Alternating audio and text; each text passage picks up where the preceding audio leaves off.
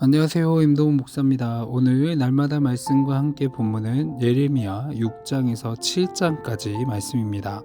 지금까지 읽어왔던 예레미야 1장에서 6장까지는 서론이라고 볼 수 있는데, 오늘 본문부터는 본론으로 들어가게 됩니다. 그리고 그 시작을 성전에 대한 경고로 시작을 합니다. 유다의 종교개혁을 이끌었던 요시야 왕이 무기토 전투에서 전사했고, 유다는 애굽의 지배 아래 들어가 실질적으로는 주권을 잃은 상태였습니다.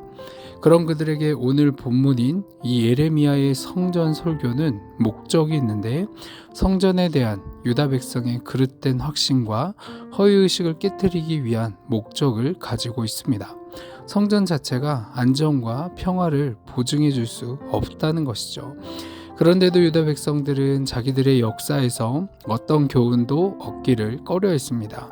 그저 성전이 있기 때문에 안전할 것이라는 허위의식의 포로가 되어 있었습니다. 그래서 그들은 길과 행위를 바르게 할 필요성을 전혀 느끼지 못했고, 약한 자들을 괴롭혀서도 안 된다는 계명도 무시했습니다. 그런 까닭에 여호와께서는 엘리 제사장 시대에 실로 성소를 버리신 것과 마찬가지로 예루살렘 성전을 버리실 것이요, 그들의 주상들에게 선물로 주셨던 약속의 땅도 버리실 것입니다. 뿐만 아니라 그러한 죄악을 범하고도 잘못을 깨닫지 못하는 유다 백성마저 약속의 땅에서 쫓아내십니다. 이렇게 쫓아내시지만 이전에 얼마나 많은 기회를 이들에게 주셨습니까? 하나님은 이들에게 계속해서 회개할 수 있는 기회를 주셨습니다. 하나님은 예레미야에게 성전문에 서서 말씀을 선포하라 라고 이야기를 합니다. 그래서 선포하는 내용이 너희의 길과 행위를 바르게 하라, 그리하면 너희가 계속 이 땅에서 살 수 있으리라 라고 회개할 수 있는 기회를 계속해서 주는 것을 볼 수가 있죠. 그런데 이들은 이상한 미신에 사로잡혀 있었습니다. 유다 백성은 하나님이 예루살렘 성전에 계시기에 아무리 전쟁에서 패하고 왕이 전사를 하고 그 대적에 의해서 꼭두각시 왕이 왕자에 올랐다고 하더라도 하나님이 자기들을 지켜주시리라고 생각했다라는 것입니다.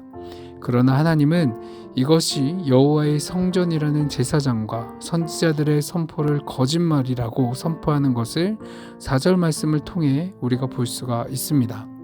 이들은 하나님이 그 성전에 계시기 때문에 아무리 강한 적들이 쳐들어온다라고 할지라도 예루살렘은 결코 멸망하지 않을 거야 라고 그릇된 신앙을 가진 자들에 대한 경고의 말씀을 주셨다라는 것이죠.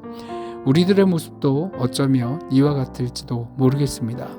이 성전이 혹은 성경책이 혹은 십자가와 같은 것들이 우리들을 새롭게 하고 우리를 구원해 준다는 생각에 빠질 때가 있습니다.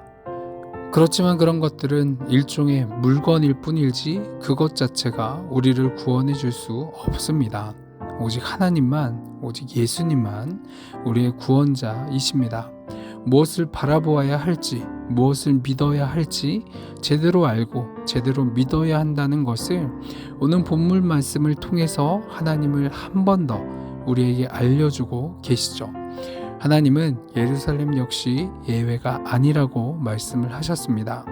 에브라임이 범죄 때문에 망했던 것처럼 유다도 범죄로 인해 망할 것이고, 하나님의 성소가 있었던 실로가 폐허가 되었던 것처럼 예루살렘도 폐허가 될 것입니다. 성전이 있으니 결코 망하지 않는다며 거짓 평안을 추구했었던 유다 백성은 결국 이 멸망을 피할 수가 없었습니다. 내 안에 탐욕으로 하나님의 말씀을 왜곡하는 거짓 신앙은 없는지, 하나님의 말씀 앞에서 오늘 한 번 더 우리가 돌아보시고 하나님의 뜻을 구별해 하나님의 뜻대로 기쁘게 살아갈 수 있는 저와 여러분 되기를 소망합니다. 아멘. 기도하겠습니다. 사랑이 많으신 하나님 아버지, 오늘도 우리가 이 세상 가운데 살아갈 때에 진정으로 우리가 믿어야 할 것이 무엇인지 돌아보게 하여 주옵소서. 그래서 참된 구주이시오 인도자 되시는 하나님만을 바라보며 또 하나님의 그 말씀대로 순종하며 살아갈 수 있는 모든 이들 될 수 있도록 인도하여 주옵소서. 오늘도 함께 하실 주님께 감사드리며 이 모든 기도 사랑이 많으신 예수 그리스도의 이름으로 기도합니다. 아멘.